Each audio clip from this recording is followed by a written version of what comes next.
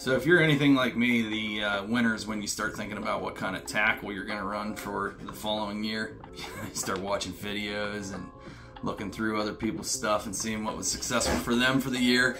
You know, I'm always been a big fan of Keitech, especially when it comes to like swim baits or anything. Keitech is what I'm going to choose. It boils down to, for me, I don't care what the durability is like. I'll pay the cost and durability to have the action that I want, especially in cold water, and that's exactly why I fish regular Senkos too.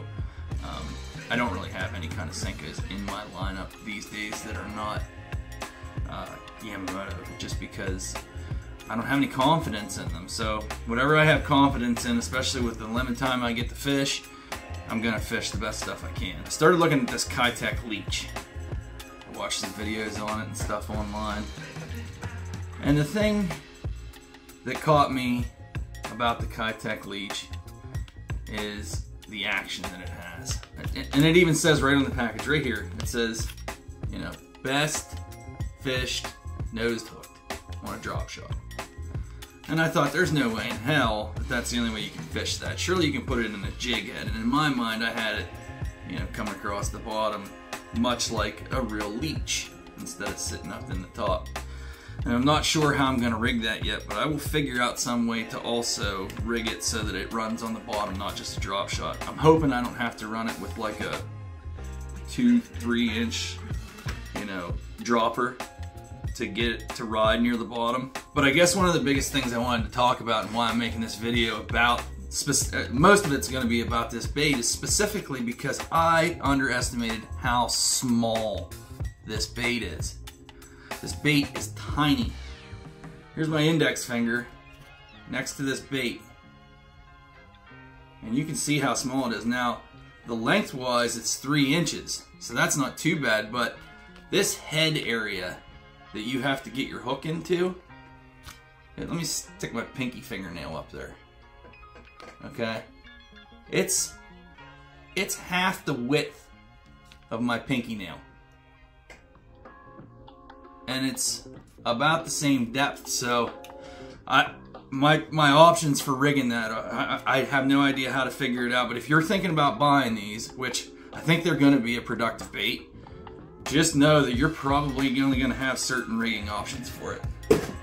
The other thing I want to talk about real quick is not specifically so much the Z-Man baits, right? We all know they're tough as nails. But really what I wanted to look at for a second here is this color they call the Deal.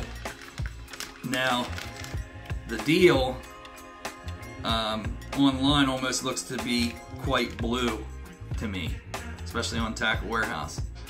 It looks like it's, you know, on the underside it's got that like translucent type blue color to it. Let's see if I can get the focus to come up. But in person, it's not, it still has that, you know, purple translucent blue to that bottom. You see how that top's dark like a regular crawfish?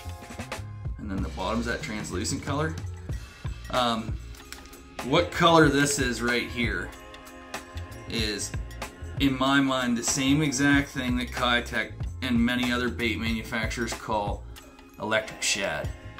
I didn't know that when I bought it. I was kind of wary, like, do I want to try this color, not having any idea how it's going to work. Initially I thought, you know, maybe just pick like a green pumpkin or something, but I'm kind of, I don't know, I feel like the fish probably see green pumpkin all day, every day, so I wanted something different. And this color is actually awesome to me. This is my favorite color. I wish every bait company made a electric shad, or what we now know as the Deal, right? So anyhow, I just wanted to talk about those two, the color of that and the Keitech, and let you know that, you know, here coming into 2023, I'm gonna put together some different content. I'm gonna try to come up with some different series, and I don't really want to let the cat out of the bag as far as what that's gonna be, because I don't want to give anybody else my idea. But I'm gonna get back to doing a lot of fishing this year. I've kind of slacked off the last couple years. it's going to be a mix of fishing. It's not going to be all bass fishing. It's not going to be all trout fishing. I'm working on buying a jet boat right now, so I'm ready to get back to the river.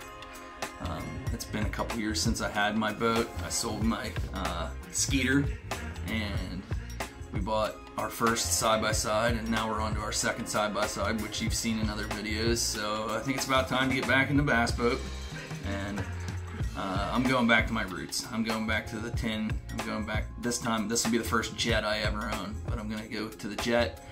That way I can go back to the river. I grew up on the river. That's where I cut my teeth in all fishing. I fished the river before I ever trout fished, before I ever became a fly fishing god. Before I did any kind of lake fishing, it was always bass fishing with my grandparents, and so it's one of my favorite places to be, and I figured I might as well get a boat and go back to the place that I enjoy. I don't really love the circus of the lakes now that tournament fishing is so popular, and that's not to say that I'm not going to tournament fish anymore, because I am, but I'm going to focus the majority of my fishing in the river. So anyhow, it will probably be a couple weeks here maybe till I have some more content. We'll see. Like I said, I'm working on that jet boat deal, so maybe sooner or later we can take a look at a jet boat.